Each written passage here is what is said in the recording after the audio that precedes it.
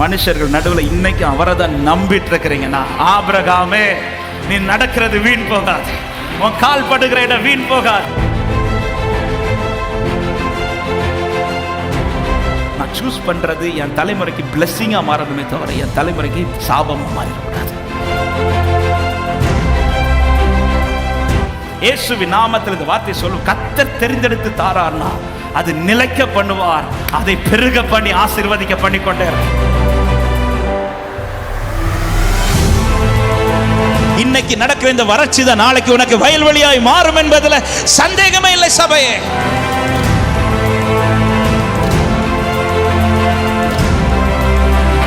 அழைக்கப்பட்ட தேவ பிள்ளையே, உங்கள் அடையாளம் என்ன தெரியுமா? பூமியை பார்க்கறதல்ல, எங்க பார்க்கறது?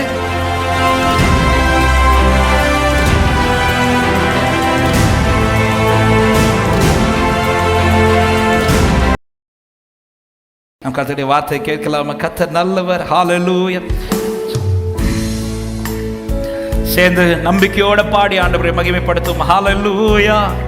Thank you Jesus. கிழக்கும் மேற்கும், கிழக்கும் மேற்கும், வடக்கும் தெற்கும் அடைபட்டு போனாலும் அணையும் என்று நான் எண்ணிய அக்கினி 7 மடங்கானாலும், கிழக்கும் மேற்கும் வடக்கும் தெற்கும் பாடுவோம், அணையும் என்று நான் எண்ணிய அக்கினி. சொல்ல, என் கண்களை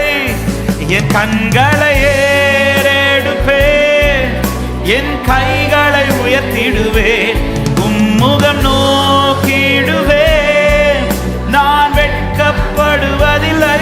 என் கண்களை ஏறெடுப்பேன், என் கைகளை உயர்த்திடுவேன், உம்முகம் நோக்கிடுவேன், நான் வெட்கப்படுவதில்லை.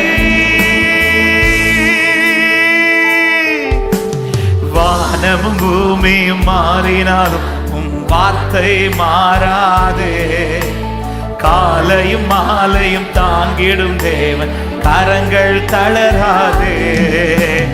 வானமும் பூமியும் மாறினாலும் வார்த்தைகள் மாறாதே, காலையும் மாலையும் உம்முடைய கரம் தளராது.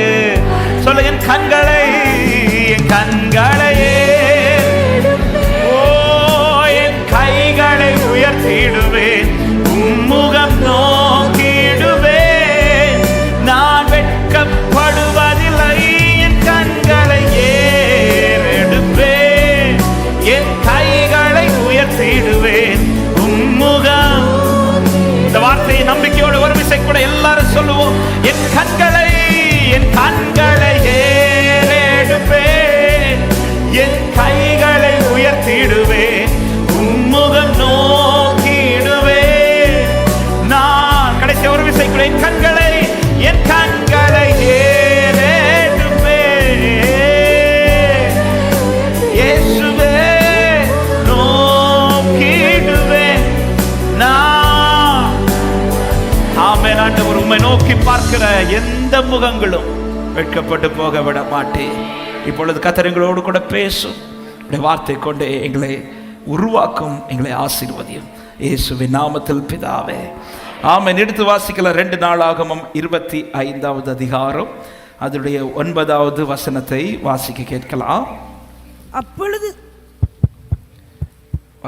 அப்பொழுது அமத்சியா, அப்படியானால் நான் இஸ்ரவேலின் சேனைக்கு கொடுத்த 100 தாலந்திற்காக செய்ய வேண்டியது என்ன என்று தேவனுடைய மனுஷனை கேட்டான்.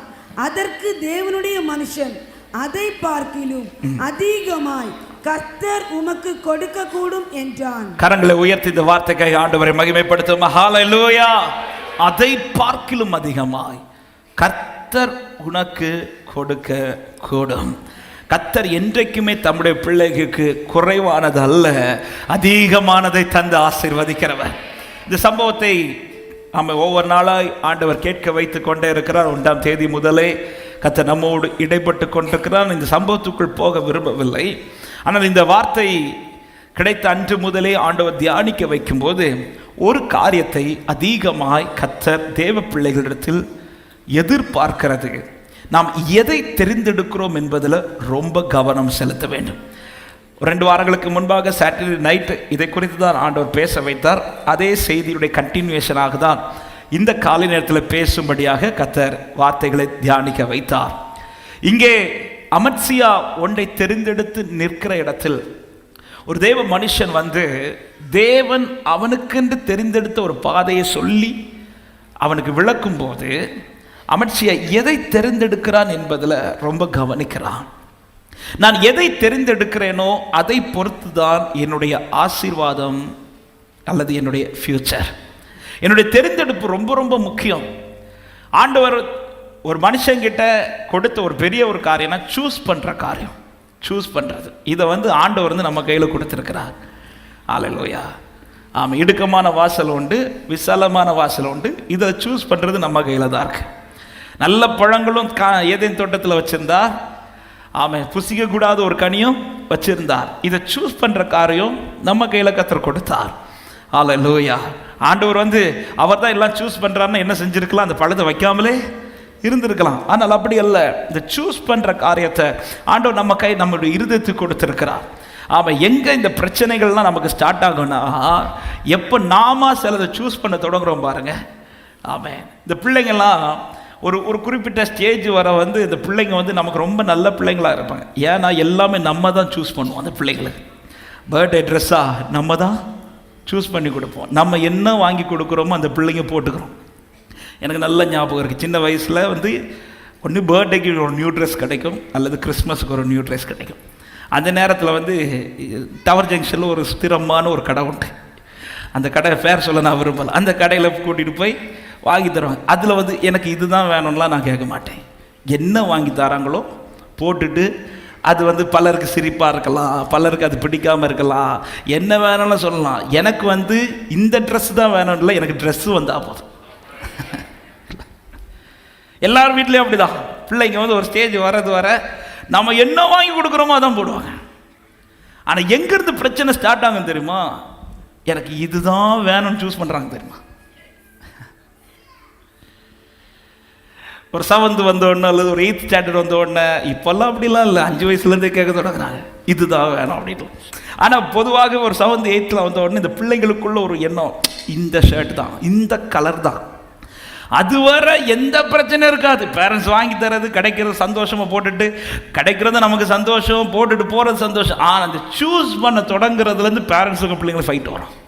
இதான் போடணும், நம்ம இதான் போடணுன்றோம், பிள்ளை அதுதான் வேணுன்றோம். நம்ம இது வேண்டானுவோம், பிள்ளை அதுதான். நம்ம எது வேண்டான்னு சொல்கிறோமோ அதுதான் பிள்ளை. இங்கே தான் பிரச்சனை ஸ்டார்ட். இதே போல தான் ஒரு தேவ பிள்ளையுடைய வாழ்க்கையில் ரொம்ப கவனிக்க. நான் சூஸ் பண்ணுறது, நான் தெரிந்து கொள்வது தான் என்னுடைய ஃபியூச்சர் அல்லது என்னுடைய ஆசீர்வாதத்தை காண்பிக்கும். நான் எதை வைத்து தெரிந்தெடு, எனக்கு பிடிச்சதை நான் தெரிந்தெடுக்கிறேனா அல்லது தேவன் தெரிந்தெடுத்து தந்ததை? அமத்சியா தனக்கு என்று ஒரு காரியத்தை தெரிந்தெடுக்கிறான். அந்த இடத்துல தேவன் அதை தடுக்கிறார். தடுத்துட்டு சொல்ற, இது அல்ல, இப்படி அல்ல, நீ இப்படி போ. இப்படி சொன்னதும் இந்த இடத்துல அமத்சியா கையில தான் இருக்கு. எதை சூஸ் பண்ணணும், எதை சூஸ் பண்ணும்? நான் இப்பொழுது இந்த சம்பவத்திற்கு நான் போகவில்லை. நான் இன்னொரு சம்பவத்தை தான் எடுத்து வைத்து அதுக்குள்ளது பேச தொடங்க. ஆனால் அந்த வார்த்தைக்குள் போகிறதற்கு முன்பாக நான் ஒரு கேள்வியோடு நான் போகிறேன். நான் தெரிந்தெடுத்தது எல்லாமே தேவன் எனக்கு தெரிந்தெடுத்து தந்ததா? இதில் ஒரு தேவப்புள்ள கவனமாக இருக்கணும். நான் தெரிந்தெடுத்தது எல்லாம் தேவன் எனக்கு தெரிந்தெடுத்து தந்ததா? இன்னைக்கு அநேகருடைய வாழ்க்கையில அநேக பிரச்சனைகள் வர ரீசன் என்னன்னா, கர்த்தர் தெரிந்தெடுத்து தருவதை நாம் வாங்குவதை விட்டு நாம சிலதை பார்ப்போம், நாம சிலதை பார்ப்போம். தேவன் ஒன்றை தெரிந்தெடுத்து தரும்போது அதில் என்ன உண்டாகும்? இயேசு கிறிஸ்து சொல்லுகிறார் பாருங்கள், யோவான் 17வது அதிகாரம் அதனுடைய 6வது வசனத்தில் நம்மை குறித்து சொல்லும்போது அங்க இப்படி சொல்லுகிறார், வாசியுங்கள். நீர் உலகத்தில் தெரிந்தெடுத்து எனக்கு தந்த மனுஷருக்கு உம்முடைய நாமத்தை வெளிப்படுத்தினேன், அவர்கள் உம்முடையவர்களாய் இருந்தார்கள். நீர் உலகத்திலிருந்து தெரிந்தெடுத்து எனக்கு தந்த மனுஷருக்கு உம்முடைய நாமத்தை வெளிப்படுத்தி, அவர்கள் உம்முடையவர்களாய் இருந்தார்கள். அவர் எடுத்து கொடுக்கிறார் நம்மை. இப்படி கொடுத்தவர்களுக்கு அவர் என்ன செய்கிறாரா? 3 காரியம். 1, 10வது வசனத்தில் சொல்லுகிறார் கடைசி, அவர்களில் நான் மகிமைப்பட்டிருக்கிறேன். கரங்களை உயர்த்தி ஆமென் சொல்லுங்க பார்க்கலாம். அப்ப தேவன் தெரிந்தெடுத்து ஒரு நன்மை தரும்போது அதுல யார் மகிமைப்படுகிறார்? கர்த்தர். எந்த ஒரு காரியம் கர்த்தரால் தெரிந்தெடுத்து என் கைக்கு வருதுன்னா அதுல யாருக்கு மகிமை போய் சேருது தெரியுமா? கர்த்தருக்கு மகிமை போய் சேருகிறது. அப்ப நான் தெரிந்தெடுக்கிறதற்கும் கர்த்தர் எனக்கு தெரிந்தெடுத்து தரதுக்கு வித்தியாசம் இருக்கு. நான் உன்னை தெரிந்தெடுத்து எடுக்கும் போது அதுல மகிமை யாருக்கு போகாது? கர்த்தருக்கு போகாது. ஆனா கர்த்தர் ஒன்றை தெரிந்தெடுத்து தரும்போது அது எதுவானாலும் அதனுடைய மகிமை கர்த்தருக்கு போய் சேர்ந்து கொண்டே இருக்கும். அதனால ஒரு தேவ பிள்ளை அவருக்கு மகிமை கொடுக்கத்தக்கதா நாம எதற்கு காத்திருக்க? ஆண்டவரே, நீங்க எனக்கு தெரிந்தெடுத்து தாங்க, நீங்க சூஸ் பண்ணுங்க, நீங்க எனக்கு சூஸ் பண்ண, நீங்க எனக்கு காண்பிங்க ஆண்டவரே. இரண்டாவது அவர் என்ன செய்கிறார்? 11வது வசனத்தின் கடைசி சொல்லுகிறார், நீர் அவர்களை உம்முடைய நாமத்தினாலே காத்துக்கொள்ளும். ஒன்று, அவர் மகிமைப்படுகிறார். 2, அவர் தெரிந்தெடுத்து தருவதை பாதுகாப்பார். பாதுகாப்பார். அவரால் அது காக்கப்படும். தேவன் ஒன்றை தரும்போது அது காக்கப்படும். தேவன் ஒன்று தரும்போது, அதுதான் பிரசங்கி 3:14 சொல்லப்படுகிறது, தேவன் செய்வது எதுவோ அது என்றைக்கும் நிலைக்கும்.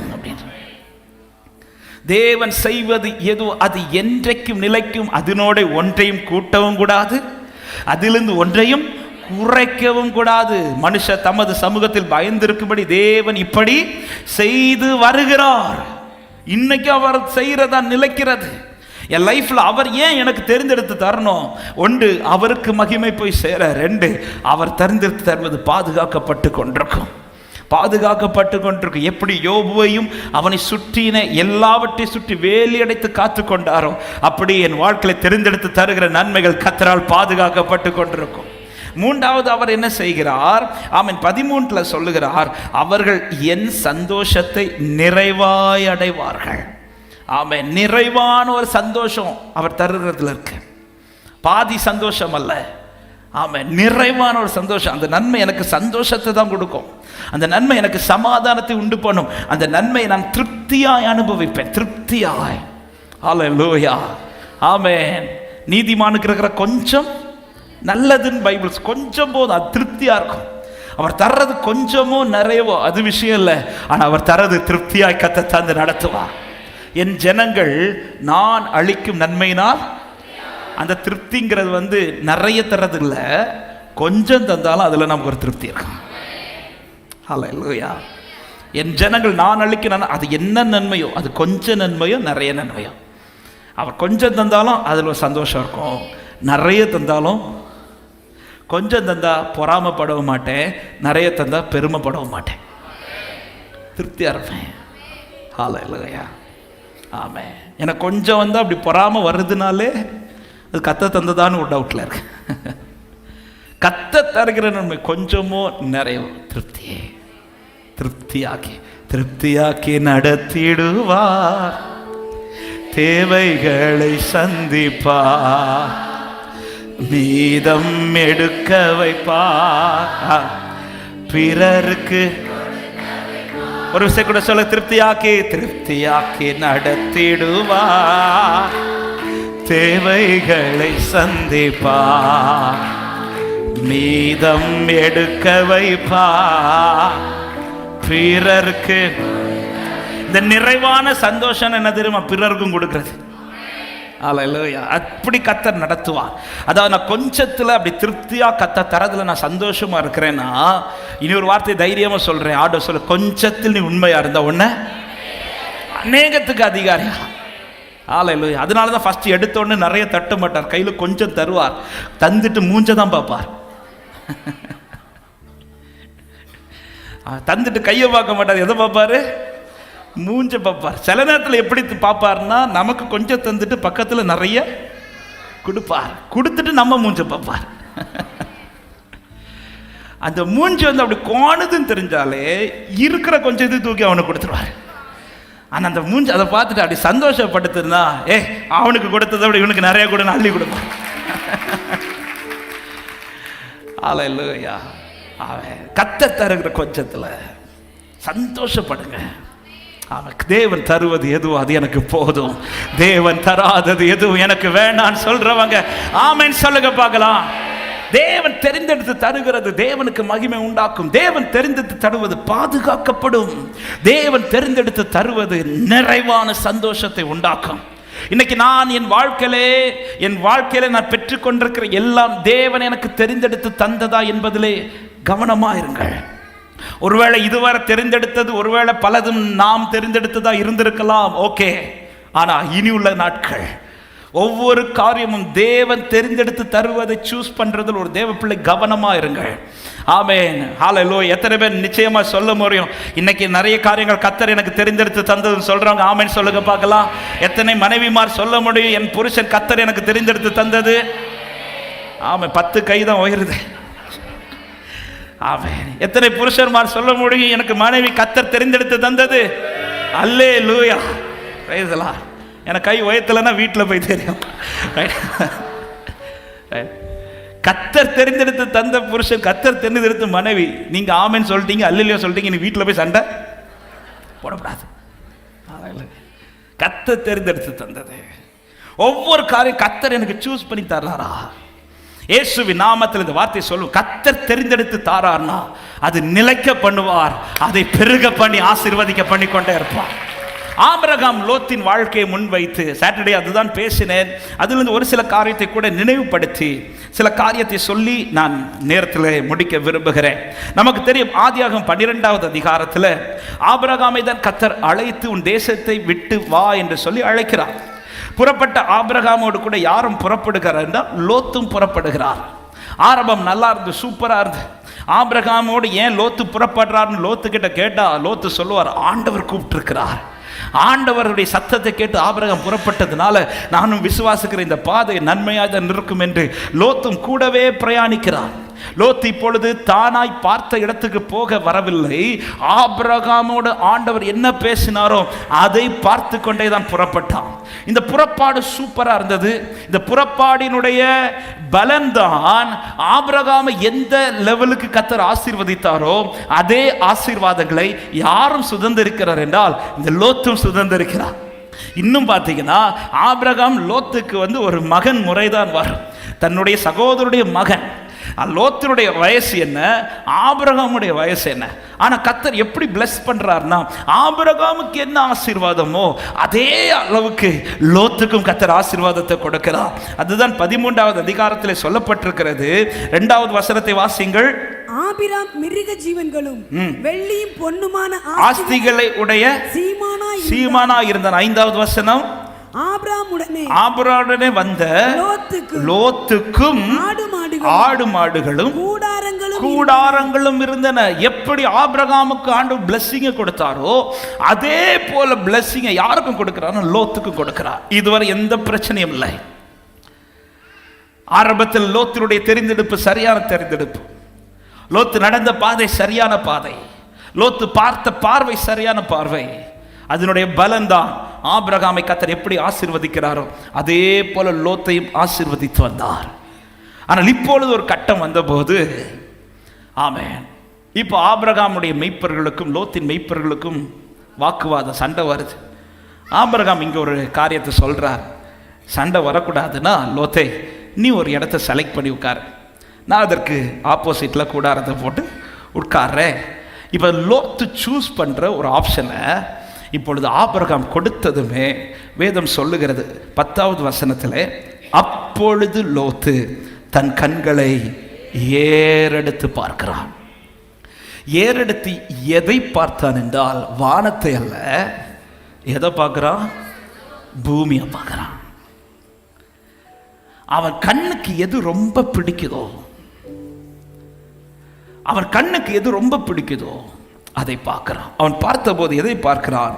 யோர்தானுக்கு நதிக்கு அருகான சமபூமி முழுவதும் நீர்வளம் பொருந்தினதா இருக்க கண்டான். நல்ல கவனிங்க.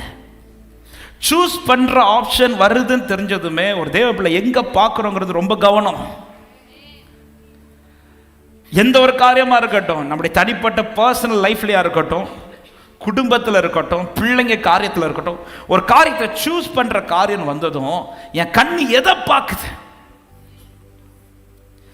லோத்து தன் கண்களை வானத்தில் பார்க்கிறதை விட்டுட்டு எங்க பார்க்கிறான் தெரியுமா? பயோடேட்டாவை பார்க்கிறான். எந்த பயோடேட்டால ஜாஸ்தி வருது இதை பார்க்கிறான். எந்த இடம் சூப்பரா இருக்கு, எந்த இடம் சூப்பரா இருக்கு, பார்க்க பார்க்க பார்க்க பார்க்க அவன் கண்ணுக்கு ஃபர்ஸ்ட் தெரிஞ்ச பயோடேட்டா என்ன தெரியுமா? சோதம்.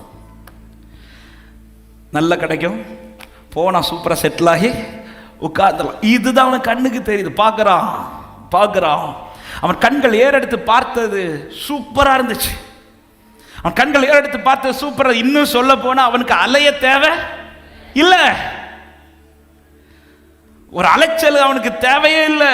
பார்த்ததும் போய் அடைஞ்சிடலாம், போய் உட்கார்ந்துடலாம். அவன் தன் கண்களை டைரக்டா எடுத்து பார்த்து அவன் கண்ணுக்கு சூப்பரா சத்துரு காண்பிக்கிறான். எப்படி காண்பிக்கிறான் என்றால் சும்மா காட்டல, ஏதேன் தோட்டத்தை போல காட்டுறான். அந்த வசனம் சொல்லப்பட்டது பாருங்க. ஆமே, கர்த்தருடைய தோட்டத்தை போலவும், கர்த்தருடைய தோட்டத்தை போல தான் தெரியும். சில நேரத்தில் நம்ம கண்ணெடுத்து ஏறெடுத்து பார்க்குற சில காரியங்கள் அப்படிதான் சத்துரு காட்டுவான்.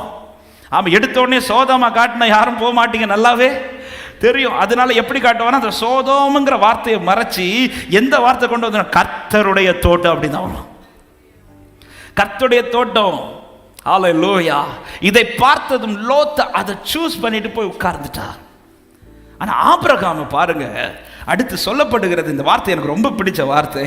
14வது வசனத்தை வாசிங்கள்.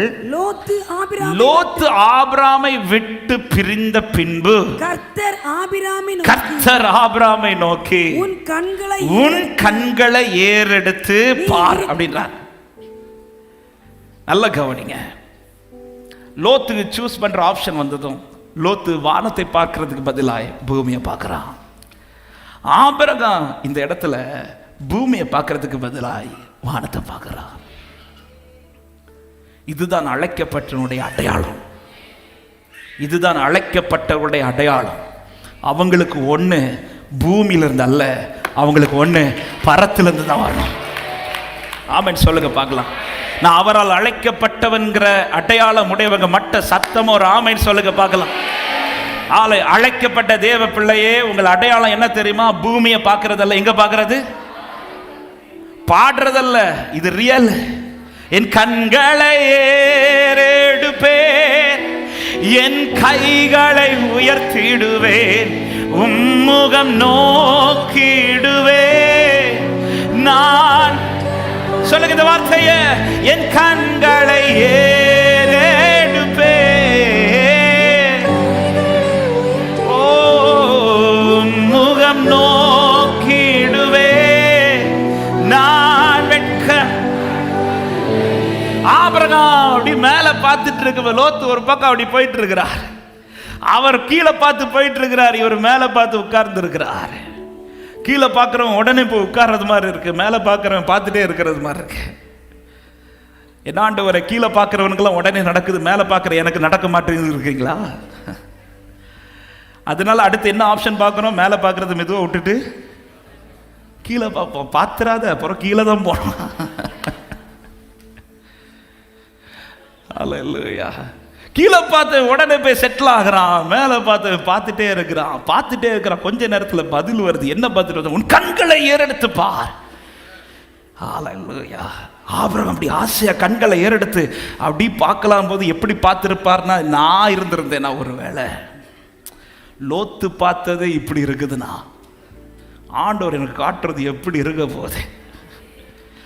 லோத்து பார்த்தது கர்த்தருடைய தோட்டத்தை போல தான் இருந்துச்சு. ஆனால் எனக்கு அவர் கர்த்தருடைய தோட்டத்தை காட்டுவார். இப்போ கை தட்டுறீங்களா? இதே போல் நானும் கை தட்டி சோத்திர ஆண்டவரேன்னு இப்படி பார்த்துருப்பேன். ஆனால் அவன் கண்ணை ஏறெடுத்து பார்க்கும்போது கர்த்தர் எப்படி காட்டுறாரு? அவன் நீ பார்க்கிற இந்த பூமி முழுவதும் 14வது வருஷம் கடைசி சொல்லுறாரு, உன் கண்களை ஏறெடுத்து நீ இருக்கிற இடத்திலிருந்து வடக்கேயும் தெற்கேயும் கிழக்கேயும் மேற்கேயும் சுத்தி பார் அப்படின்றார். ஆபிரகாம் சுத்தி பார்த்ததுல எங்கேயாவது நீர்வளம் பொருந்துன்னு எடுத்து பார்த்தாரா? அப்ப ஆபிரகாம் பார்த்ததெல்லாம் என்ன? சும்மா சொல்லுங்க. ஆபிரகாம் பார்த்தது வனாந்தரம். இப்ப நான் கேட்கிறேன், யார் பார்த்தது சூப்பர்? யார் பார்த்தது பெஸ்டா இருந்துச்சு? லோத்து பார்த்ததா ஆபிரகாம் பார்த்ததா? சிலர் அதனால தான் பாஸ்டர் நாங்கள் லோத்து பார்த்தது மாதிரி. ஆண்டவர் காட்டுறது எல்லாமே வனாந்தரம் வனாந்தரம் வனாந்தரம் வனாந்தரம். சபையே, ஒரு சத்தியத்தை சொல்றேன், கர்த்தர் காட்டுற வனாந்தரம் தான் நாளைக்கு உனக்கு வயல்வெளியாய் மாற போகிற. அதுதான் உனக்கு ஆசீர்வாதமாய் மாறப்போகிறது. எத்தனை பேர் விசுவாசித்து கைகளை தட்டி ஹல்லேலூயா. என் கண்களை ஏறெடுப்பேன், என் கைகளை உயர்த்திடுவே, உம்முகம் நோக்கிடுவே, நான் வெட்கப்படுவதில்லை. என் கண்களை glory, உம்முகம் ஆமே. லோத்து பார்த்த சோதோமுக்கு இன்னைக்கு நல்லா தெரியும், நாளைக்கு என்னன்னு தெரியாது. ஆனா ஆண்டவர் காண்பிக்கிறது இன்னைக்கு எனக்கு சிலது தெரியாது, ஆனா நாளைக்கு அது என்னங்கிறதை கர்த்தர் எனக்கு நிறுத்துவார்.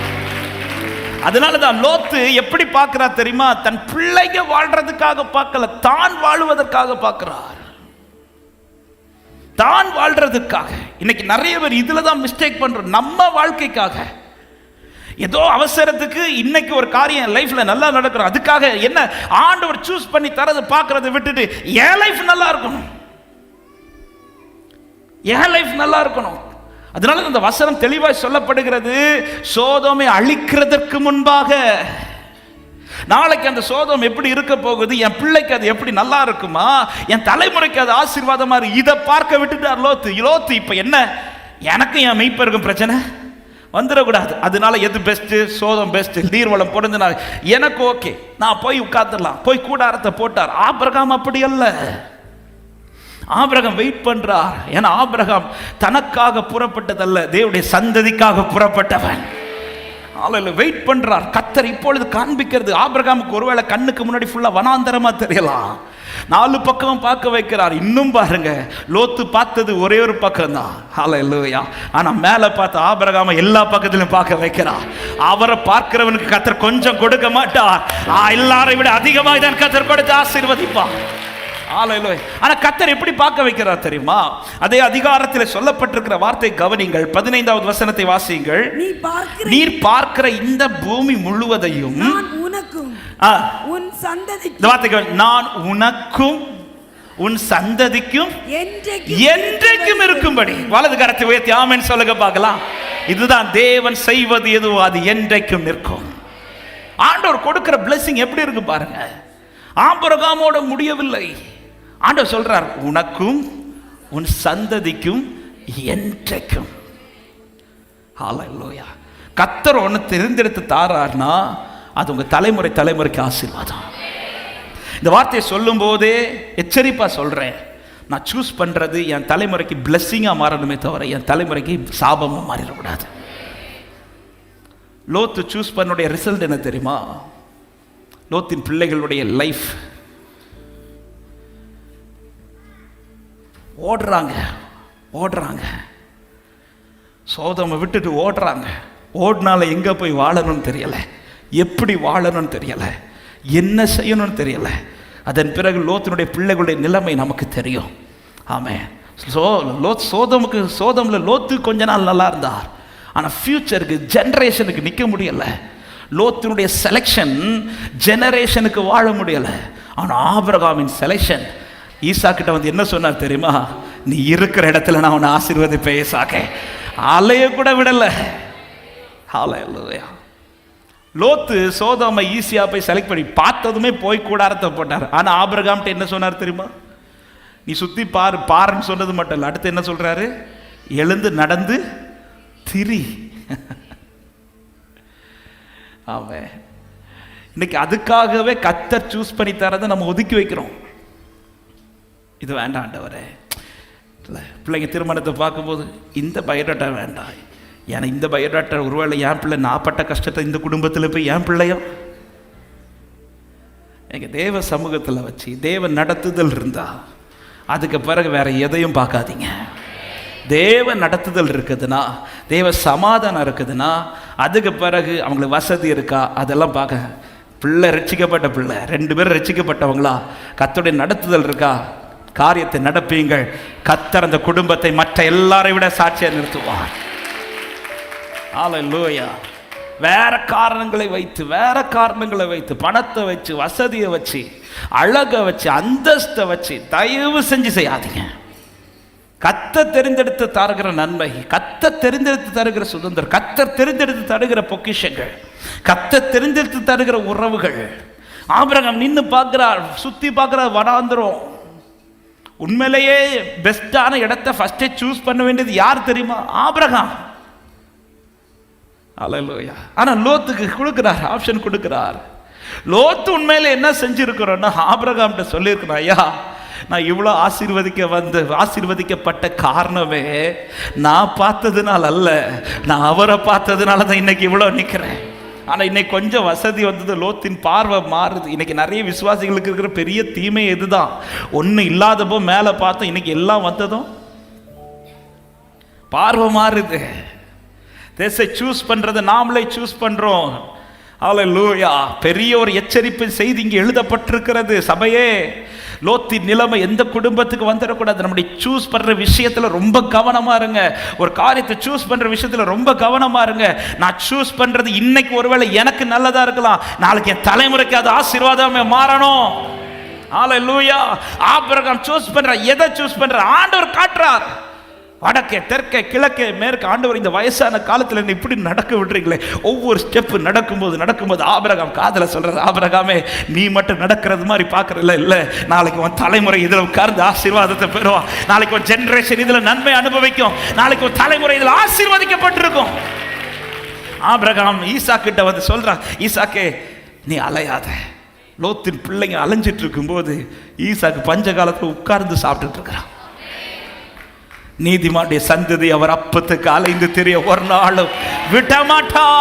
எத்தனை பேர் சொல்ல, என் கண்களை ஏறெடுப்பேன், என் கைகளை உயர்த்திடுவேன், உம்முகம் நோக்கிடுவேன், நான் வெட்கப்படுவதில்லை, என் கண்களை we thank you Jesus. ஓ ரபஷதர ரபலகதரிவலோ சொல்லுங்க இந்த வார்த்தையை. என் கண்களை, நீங்க சூஸ் பண்றது போதும் ஆண்டவரே, நீ தெரிஞ்செடுத்து தருகிற நன்மை போதும் அப்பா. ஓ முகம் நோக்கிடுவேன் நான், ஓஹோ என் கண்களை ஏறெடுப்பேன், என் கைகளை உம்முகம் நோக்கிடுவேன் நான். அவர் தெரிந்தெடுத்து தருகிறவர். ஆமென். ஆபிரகாம் அவர் தெரிந்தெடுத்து அதுவரை வெயிட் பண்றார். ஒரு 3 காரியங்களை சொல்லி நான் ஜெபிக்கிறேன். அவர் தெரிந்தெடுத்து தருகிறதை ஆமென் பார்க்க விரும்புகிறவர்கள் என்ன செய்யணும்? முதலாவது அறிந்து கொள்ளுங்கள். என்ன அறிந்து கொள்ளணும்? சங்கீதம் 31வது சங்கீதம் அதோடைய 19வது வசனத்தில் இப்படி சொல்லப்பட்டிருக்கிறது. வாசிக்கலாம். சங்கீதம் 31:19. உமக்கு பயந்தவர்களுக்கும் மனுபுத்திரருக்கு முன்பாக உம்மை நம்புகிறவர்களுக்கும் நீர் உண்டு பண்ணி வைத்திருக்கிற உம்முடைய நன்மை எவ்வளவு பெரிதா இருக்கிறது. கரங்களை உயர்த்தி ஆமென் சொல்லுங்க பார்க்கலாம்.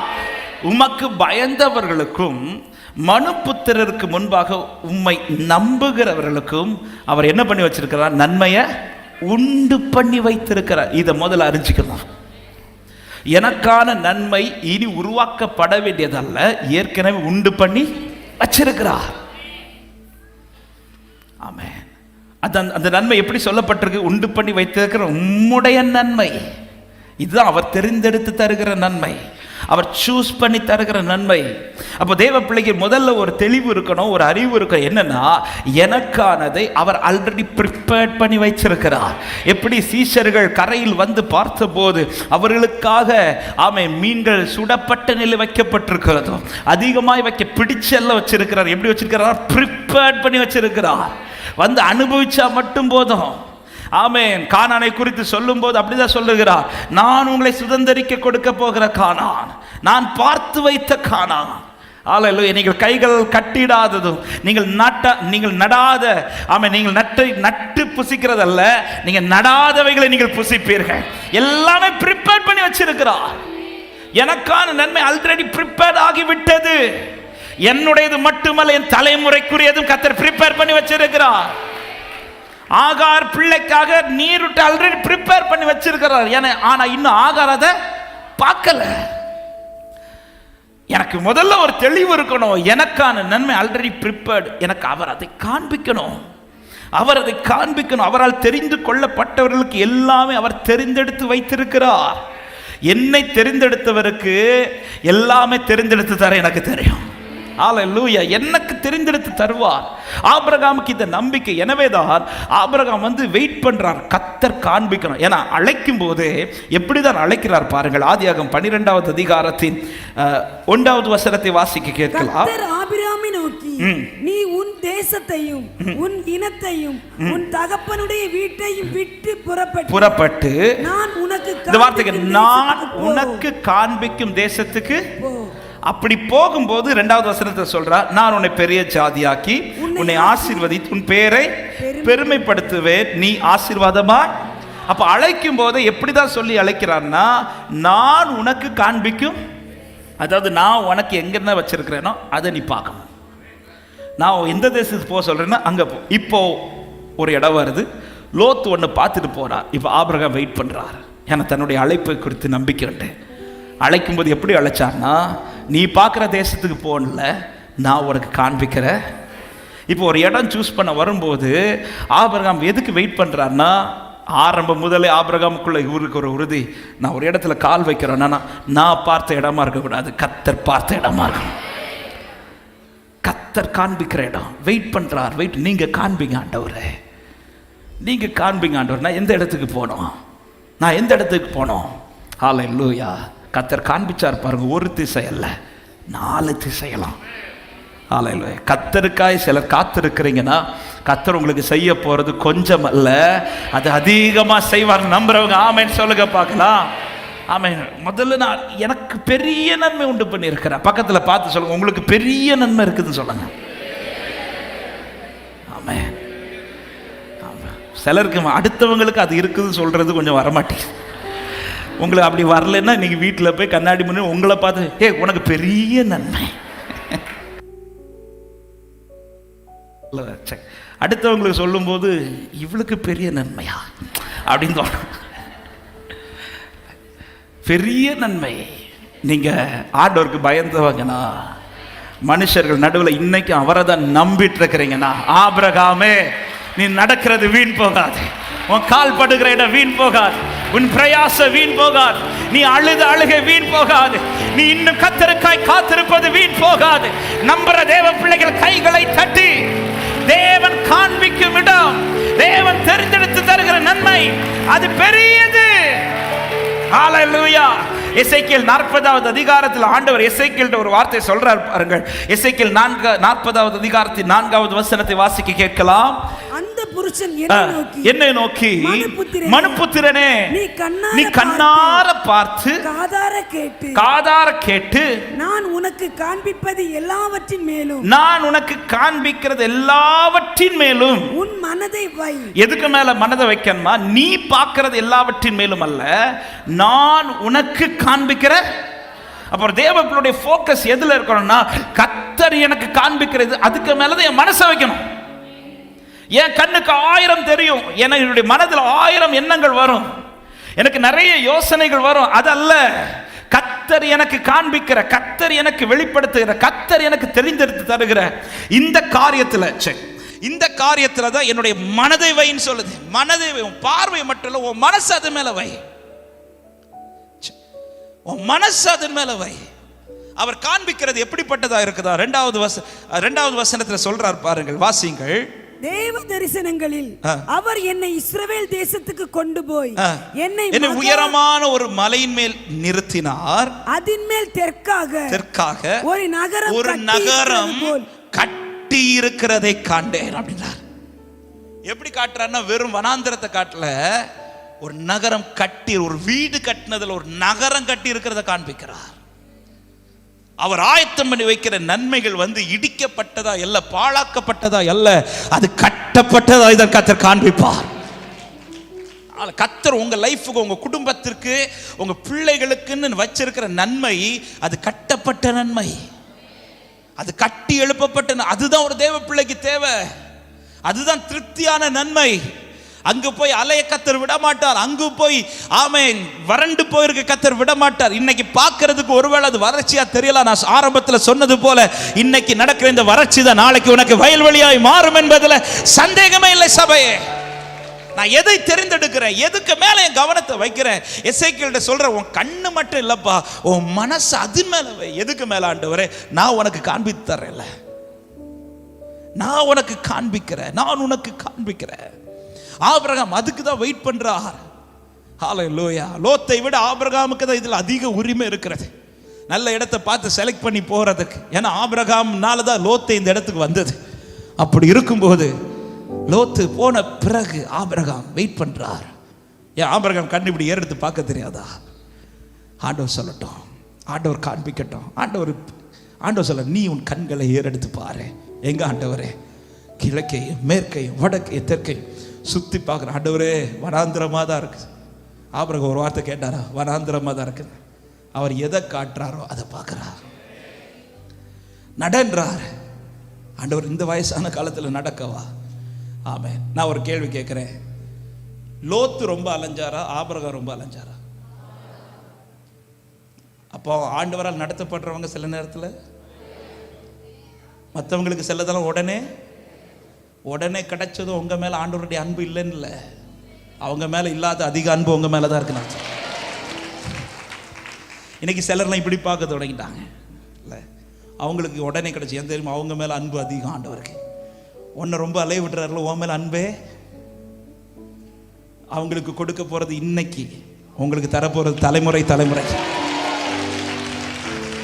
எத்தனை பேர் விசுவாசித்து கைகளை தட்டி, அனுமதித்ததெல்லாம் நன்மைக்காக, நடத்திடும் பாதைகளும் நன்மைக்காக, அனுமதித்ததெல்லாம் நன்மைக்காக, நடத்திடும் அதினதின்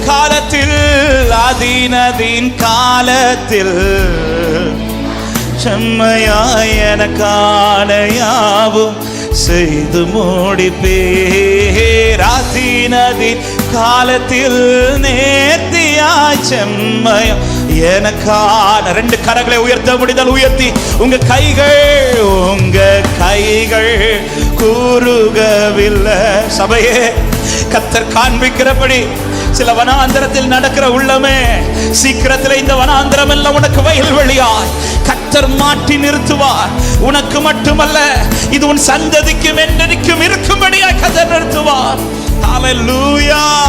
இயேசுவால் கூடாதது எதுவும் இல்லை, இயேசுவால் கூடாதது. ஆமென். இரண்டாவது, அமர்ந்திருங்கள். ஒன்று அறிந்து கொள்ளுங்கள், உங்களுக்காக ஒரு நன்மை உண்டு பண்ணி வைத்திருக்கிறார், அது பெரிய நன்மை.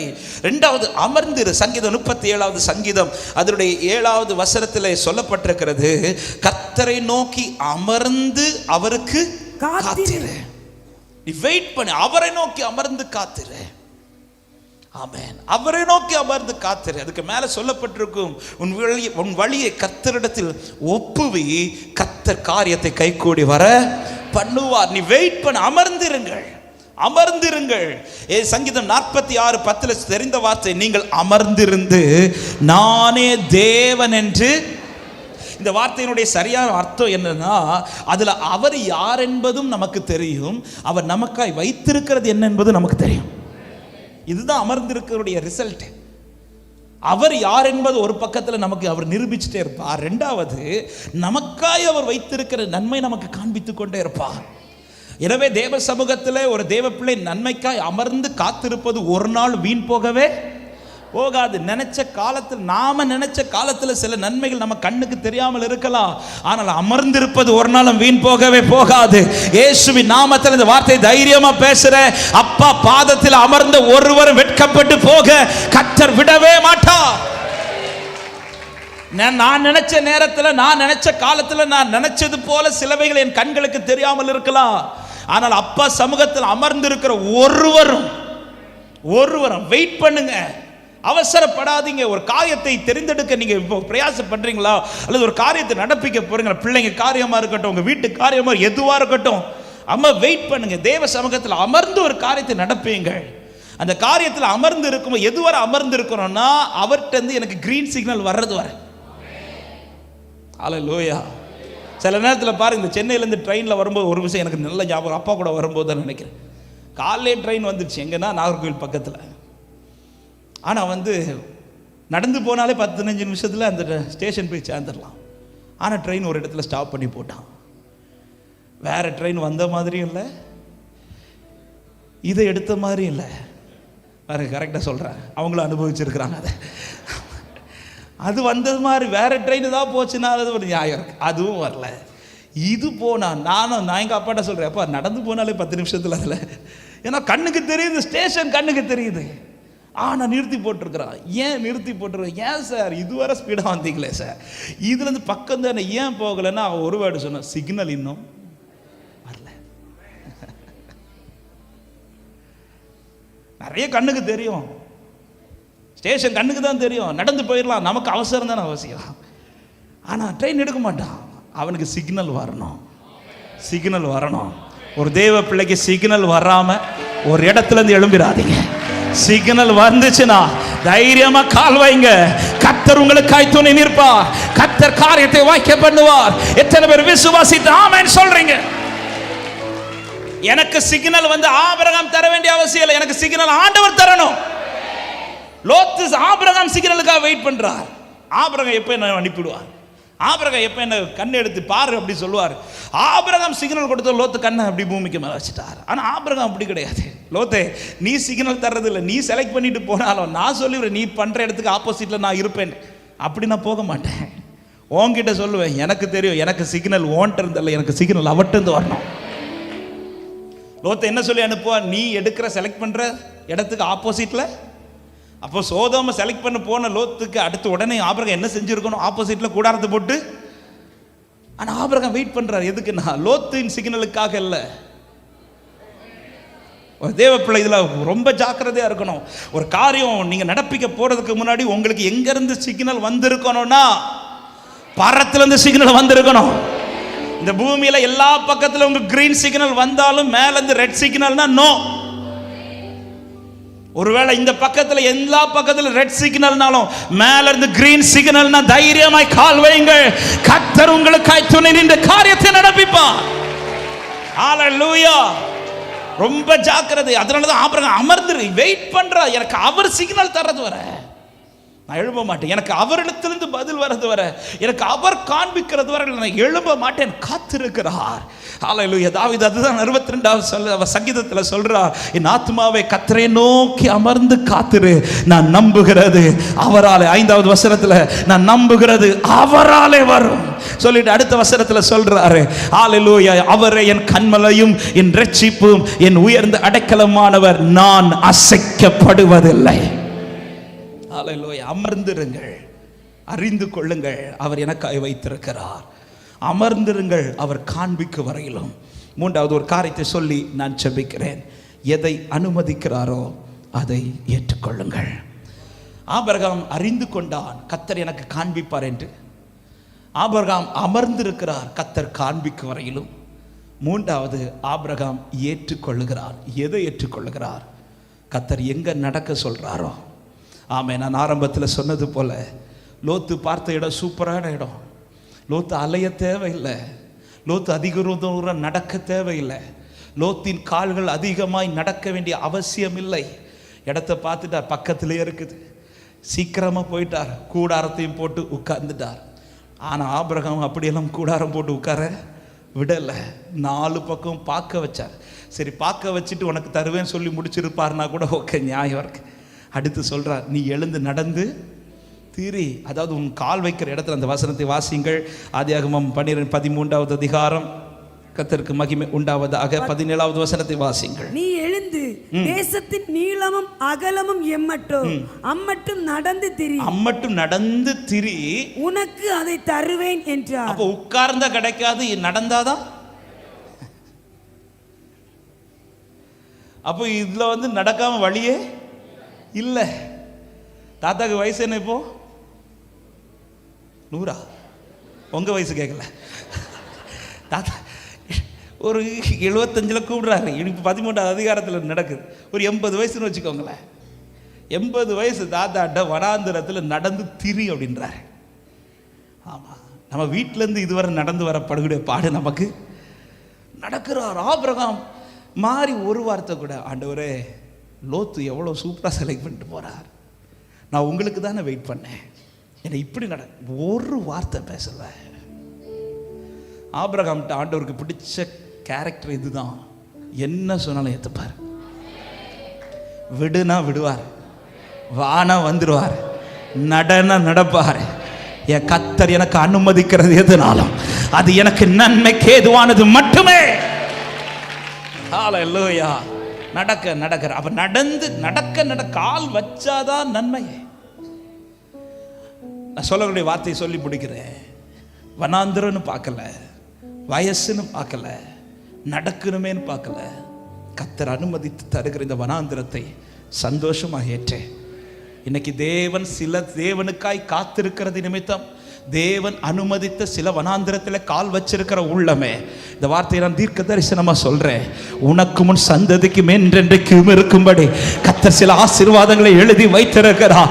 எத்தனை பேர் இந்த காலை நேரத்தில் விசுவாசிக்கிறீங்க? இது உனக்காகவும் உன் சந்ததிக்காகவும் இன்றைக்கு அல்ல என்றென்றைக்கும் இருக்கும்படி நம்புற தேவ பிள்ளைங்க நல்ல கைகளை தட்டி விசுவாசிக்கிறவங்க.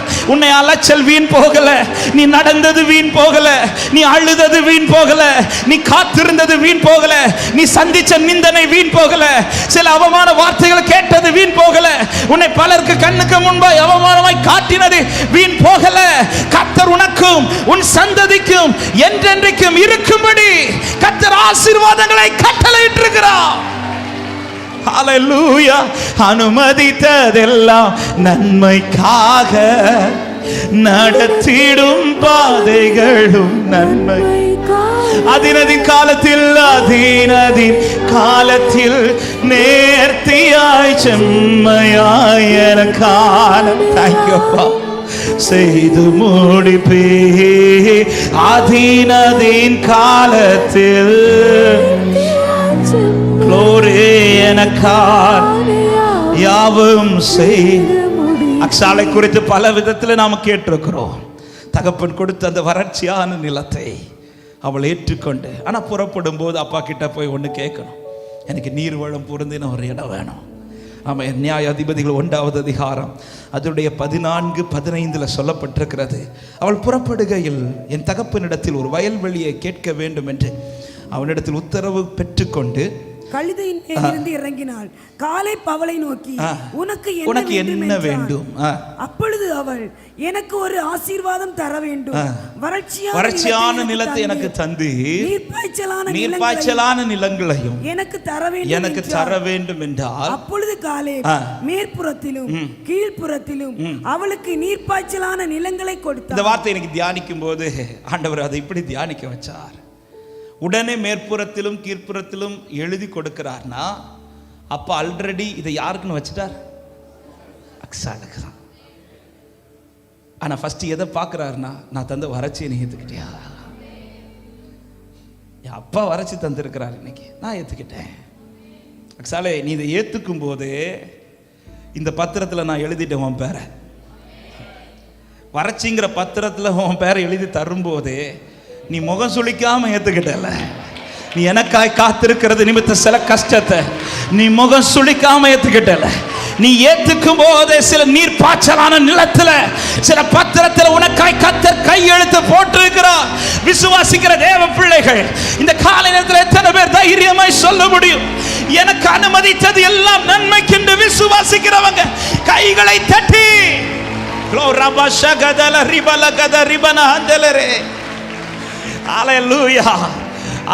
அப்படின்னா உண்மையில என்ன சொல்லி இருக்கணும்? அப்பா நீ போ, நான் கொஞ்சம் பேசிட்டு வேற பிள்ளைங்கள்ட்ட எல்லாம் பேசிட்டு, ஆமாம் எந்தெந்த இடம் உனக்கு வேணுமோ நான் எழுதி, அப்படி சொல்லலை.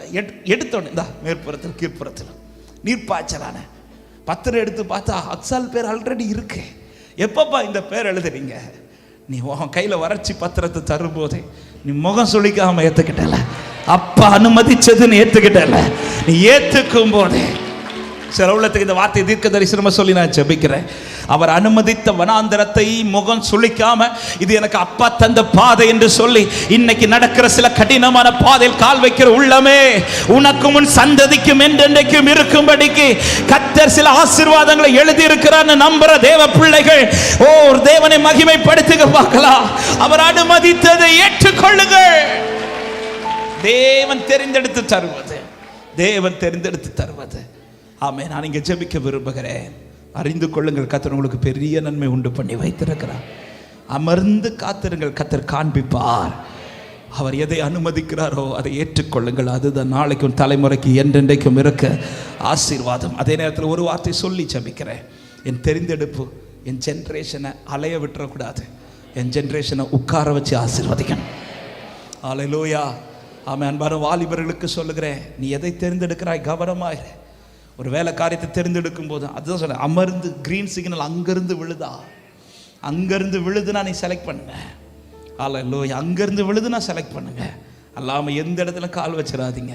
திருமணத்துக்காய் பார்த்து கொண்டிருக்கிறவங்களுக்கு சொல்கிறேன், எந்த ஒரு வேலைக்காய் காத்திருக்கு, எதுக்காக நீங்கள் காத்திருக்கிறீங்களா, எந்தெந்த நன்மை உங்கள் குடும்பத்தில் நடக்குதோ, ஒரு வீடு கட்ட போகிறீங்களா, ஒரு இடம் வாங்க போகிறீங்களா, கிரீன் சிக்னல் அங்கிருந்து விழுதுனா ஆலையில் கத்தர் இது எனக்கு கத்த தெரிந்தெடுத்து தந்தது தானா. சோதோமை லோத்து பார்த்தது போல் என் கண்ணுக்கு பிடிச்சிருக்கு. இன்றைக்கி பலரும் எப்படின்னா தன் கண்ணுக்கு எது பிடிக்குதோ அதை அடைஞ்சிடும். தன் கண்ணுக்கு எது பிடிக்குது அப்படி அடைஞ்சவன் தான் சொல்கிறேன், எல்லாம் மாயேண்டா. அல்ல, எனக்கு கண்ணுக்கு பிடிக்கிறதெல்லாம் அடையிறேன் பாருங்க, இது எல்லாம் மாயே. ஆனால் அவர் எனக்கு பார்த்து தரார் பாருங்க, இது தலைமுறை தலைமுறைக்கு பேசப்படும். அல்லேலூயா. என் கண்ணுக்கு பிடிச்சதல்ல, அவர் பார்வைக்கு பிடிச்சி நான் பார்த்து வைத்த தேசம் அப்படின்றார். நான் பார்த்து வைத்த தேசம் அது கட்டப்பட்ட தேசம். தேவ பிள்ளைகள் இதில் கவனமாயிருங்கள். தேவன் தெரிந்தெடுத்து தருவது நமக்கு ஆசீர்வாதம். எல்லாரும் கண்களை மூடி முடிந்தால் அப்படி எழுந்து நின்று, என் கண்களை ஏறெடுப்பேன், என் கைகளை உயர்த்திடுவேன், உம்முகம் நோக்கிடுவேன், நான் வெட்கப்படுவதில்லை, என் கண்களை ஏறெடுப்பேன், என் கைகளை உயர்த்திடுவேன், உம்முகம் நோக்கிடுவேன், நான் சொல்லுங்க, கிழக்கு மேற்கு, கிழக்கும் மேற்கும் வடக்கும் தெற்கும் அணையும் என்று நான் எண்ணியாக்கிறேன். நம்பிக்கையோடு சொல்லுங்க, கிழக்கும் மேற்கும் வடக்கும் தெற்கும் அடைபட்டு போனாலும் அணையும் என்று நான் எண்ணியாக்கிறேன். என் கண்களை ஏறெடுப்பேன், என் கைகளை உயர்த்திடுவேன், உம்முகம் நோக்கிடுவேன், நான் வெட்கப்படுவதில்லை, என் கண்களை ஏறெடுப்பேன், என் கைகளை ஆண்டவரை உம்மையே நோக்கி இருக்கிறோம். அல்லேலூயா. நான் வெட்கப்படுவதில்லை. வானமும் பூமியும் மாறினாலும் உம் வார்த்தைகள் மாறாதே, காலையும் மாலையும் தாங்கிடும் தேவன் கரங்கள் தளராதே. வானமும் பூமியும் அவர் எல்லாவற்றையும் பார்த்து கொள்ளுவார். அவருடைய கை ஒரு நாளும் தளர்ந்து போகாது. ஆபிரகாமே, லோத்து போகிற பாதை அல்ல, கர்த்தர் உனக்கு காண்பிக்கிற பாதை. என் கண்களையே அவர் உன் கண்களில் பார்க்க வைப்பது குறைவானது அல்ல, அது அதிகமான நன்மை. சில வனாந்திரத்தில் இன்று நீ நடப்பது வீண் போகாது. இதுதான் உனக்கு நாளைக்கு வயல் நிலம். உனக்கு மட்டுமல்ல, உன் சந்ததிக்கும் என்றென்றைக்கும் இருக்கும்படி நான் அதை ஆசீர்வதிப்பேன் என்றவர். அல்லேலூயா.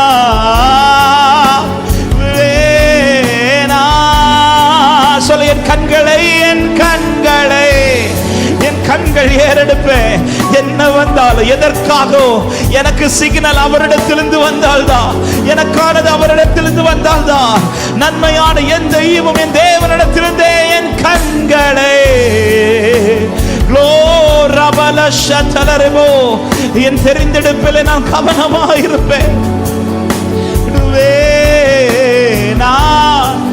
ஒரு விஷயம், அப்படியே கண்களை மூடி உங்க 2 கரங்களை இருதயத்தில் வைத்து ஒரே ஒரு கேள்வி நான் கேட்கிறேன். நீங்க தெரிந்தெடுத்ததெல்லாம் கர்த்தர் உங்களுக்கு தெரிந்தெடுத்து தந்ததுதானோ? கர்த்தர் தேர்ந்தெடுத்து தந்ததுதான் என்றால் அதற்காக அதிகம் ஸ்தோத்திரம் பண்ணுங்கள். ஹல்லேலூயா. அதே நேரத்தில் ஏதாவது கர்த்தர் தெரிந்தெடுத்து தராமல் என் கண்ணுக்கு பிரியமானது, எனக்கு பிடிச்சது நான் அடைஞ்சேன், இப்படிப்பட்ட சில காரியங்களை தெரிந்தெடுத்து வைத்திருப்பீர்களானா ஆண்டவரிடத்தில் ஒரு விஷயம் அர்ப்பணிச்சு, சாரி அப்பா, நீர் எனக்கு உண்டு பண்ணி வைத்திருக்கிற நன்மை எத்தனை பெரியது.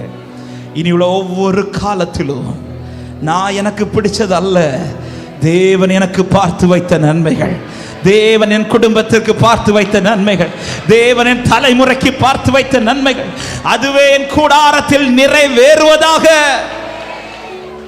ஆண்டவரே, அழைக்கப்பட்டவனுடைய அடையாளம் இது. ஆண்டவரே, அவன் தனக்கு இஷ்டமானதை செய்கிறவன் அல்ல, அவருக்கு சித்தமானதை செய்து முடிக்கிறவன். அழைக்கப்பட்டவர்கள் என்பதை மறந்து போகாதபடி ஆண்டவரை நாங்கள் தெரிந்து கொள்வது எங்களுக்கு மட்டுமல்ல, என் தலைமுறைக்கும் ஆசீர்வாதமாய் மாற நீர் எங்களுக்காய் வைத்த நன்மையை நாங்கள் காண எங்களுக்கு கிருபை தாரும். கேட்ட வார்த்தை கேட்டதோடு விடாதபடி ஆண்டவர் உம்மை குறித்து இன்னும் அறிந்து கொள்ளவும், அமர்ந்து இருக்கவும், அனுமதித்ததை சந்தோஷமாக ஏற்று நடக்கவும் கிருபை கொடுங்கப்பா. உமக்கு பயந்து நீர் அனுமதித்ததை ஏற்றுக்கொண்டு இன்னைக்கு சில பாதையில் கர்த்தருக்காய் நிற்கிற உள்ளங்கள், கடினமான பாதையில் நடக்கிற உள்ளங்கள் உண்டு. ஆண்டவரே, வறட்சியை கொடுத்ததை ஏற்றுக்கொண்டு அக்சாளுக்காய் ஆண்டவரே ஆசீர்வாதத்தை தகப்பன் கொடுத்து ஒரு தகப்போர் காலேபை இப்படி செய்வாரானால் எங்கள் பரம தகப்பன் நிச்சயமாய் ஆண்டவரே இப்படிப்பட்ட பாதையில் நடக்கிற ஒவ்வொருவருக்கும் நீர் ஆல்ரெடி எழுதி வைத்திருக்கிறதற்காக நன்றி செலுத்துகிறோம். ஆண்டவரே, ஒரு வறட்சி 2 இடத்துல ஆசீர்வாதம்ப்பா. ஆண்டவர் அதிகமான ஆசீர்வாதங்களை கொடுக்கிறதற்காக நன்றி செலுத்துகிறோம். பிளஸ் பண்ணி அனுப்புகிறோம். கிருபைக்குள்ள மூடிக்கொள்ளும். இந்த ஆராதனை மூலமாக இந்த எல்லா துதிக்கான மகிமையும் ஒருவருக்கே செலுத்துகிறோம். இயேசுவின் நாமத்தில் ஜெபத்தை கேளும் எங்கள் ஜீவனுள்ள நல்ல பிதாவே, ஆமென். சேர்ந்து சொல்லுவோம். என் ஆத்துமாவே கர்த்தரை ஸ்தோத்திரி, கர்த்தர் செய்த சகல உபகாரங்களை மறவாதே. ஆமென். நம்முடைய கர்த்தராக இயேசு கிறிஸ்துவின் கிருபையும் பிதாவாகிய தேவனுடைய அன்பும் பரிசுத்தாவியனுடைய ஐக்கியமும் சிநேகம் பாதுகாவலும் நம் அனைவரோடும் சகல பரிசுத்தவான்களோடும் கர்த்தருடைய வருகை மட்டும் தங்கியிருப்பதாக. ஆமென், ஆமென், ஹல்லேலூயா. God bless you. சமாதானத்தோடு போய் வாருங்கள். கர்த்தர் உங்களை ஆசீர்வதிப்பார்கள்.